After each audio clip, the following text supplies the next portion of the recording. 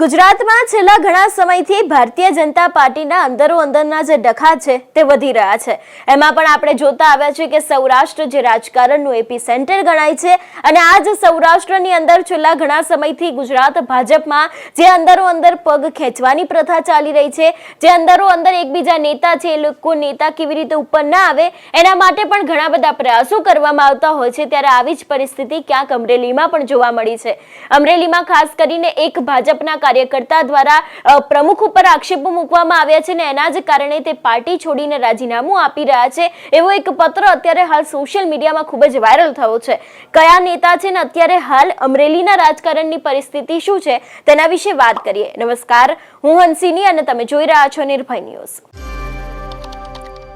ગુજરાતમાં એક તરફ મંત્રીમંડળનું વિસ્તરણ થયું। મંત્રીમંડળના વિસ્તરણમાં ઘણા બધા નવા મંત્રીઓ બન્યા, ઘણા બધા યુવા ચહેરાઓ આવ્યા, પરંતુ ક્યાંક ને ક્યાંક મંત્રીમંડળના વિસ્તરણ પછી તરત જ અમરેલી ભાજપમાં એક મોટો ભડકો થયો છે। સૌથી પહેલા તો પત્રથી સમજવાનો પ્રયત્ન કરીએ કે કયા નેતાએ રાજીનામું આપ્યું છે ને કેમ રાજીનામું આપવામાં આવ્યું છે।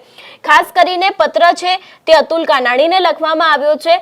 જો વિગતે ચર્ચા કરવામાં આવે તો અહીં લખવામાં આવ્યું છે, વંદે માતરમ, જય ભારત સાથે ઉપરોક્ત વિષય અન્વયે જણાવવાનું છે કે હું છેલ્લા 20 વર્ષથી અમરેલી જિલ્લા ભાજપમાં કાર્યકર્તા તરીકે સેવા આપી રહ્યો છું। છેલ્લા ઘણા સમયથી અમરેલી તાલુકા ભાજપ પ્રમુખ દ્વારા સતત હેરાન કરવામાં આવે છે। ફોનમાં અપશબ્દો લખીને એલફેલ આરોપ લગાવવામાં આવતા હોય તથા તાલુકા પંચાયત દ્વારા છેલ્લા 2.5 વર્ષથી મારા અને મારા ગામનો સતત અનાદર અને અન્યાય થઈ રહ્યો હોય, વિકાસના કામો પણ આપવામાં આવતા ન હોય, બીજું કે આ લોકોને હું સારો લાગતો નતો, મારા પક્ષમાં રહેવાનો કોઈ મતલબ નથી, પક્ષથી મને કોઈ વાંધો નથી, પણ પક્ષમાં મારા માટે ભાજપ ભારત ભાગ્ય વિધાતા એમ સમજીને પક્ષની સેવા કરી છે અને સતત અવગણના અને અન્યાયના કારણે હું પક્ષ છોડી રહ્યો છું એવી સીધી જે વાત છે તે તેમના દ્વારા કરવામાં આવી છે।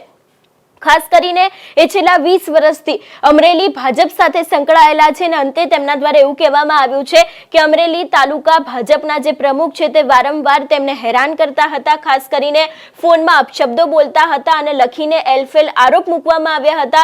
તાલુકા પંચાયત દ્વારા છેલ્લા 2.5 વર્ષથી મારા અને મારા ગામનો સતત અનાદર કરવામાં આવ્યો છે, અન્યાય કરવામાં આવ્યો છે એવી પણ વાત કહેવામાં આવી છે ને ખાસ કરીને એવું પણ કહ્યું છે કે વિકાસના કામો પણ આપવામાં આવતા નથી, બીજું કે લોકોને હું સારો લાગતો નથી, મારા પક્ષમાં રહેવાનો હવે કોઈ મતલબ નથી તેવી સીધી જ વાત છે તે આ નેતા દ્વારા કરી દેવામાં આવી છે।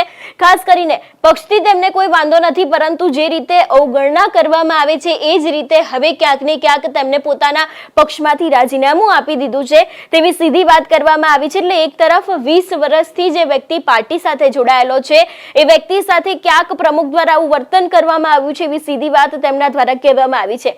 આગળ જો વાત કરવામાં આવે તો અહીં લખવામાં આવ્યું છે કે હોદ્દા કે ટિકિટ માટે હું ક્યારેય પક્ષ પાસે આવ્યો નથી। પક્ષના આદરણીય નેતા એટલે કે પરસોત્તમભાઈ રૂપાલા, દિલીપભાઈ સંઘાણી, કૌશિક વેકરિયા, શ્રી નારાયણ કાછડિયા, હિરેનભાઈ હિરપરા તમામનો મને સહકાર મળ્યો તથા આપ તરફથી પણ સારો સહકાર મળ્યો છે। તમામનો ખૂબ ખૂબ આભારી છું। પક્ષથી કોઈ નારાજગી નથી, અવગણના અને અન્યાય તથા કાર્યકર્તા તરીકે અમુકની મારી જરૂરિયાત ન હોવાને કારણે પક્ષના પ્રાથમિક સભ્યપદ અને કાર્યકર્તા તરીકે રાજીનામું આપી રહ્યો છું, તો મારી રાજીનામું સ્વીકારો અને પક્ષમાંથી મને મન સેવા મુક્ત કરવા આપને મારી નમ્ર વિનંતી છે। ભારત માતા કી જય। અને આ જે પત્ર છે તે વિપુલભાઈ દ્વારા લખવામાં આવ્યો છે કે જે કાર્યકર્તા અમરેલી જિલ્લા ભાજપના છે।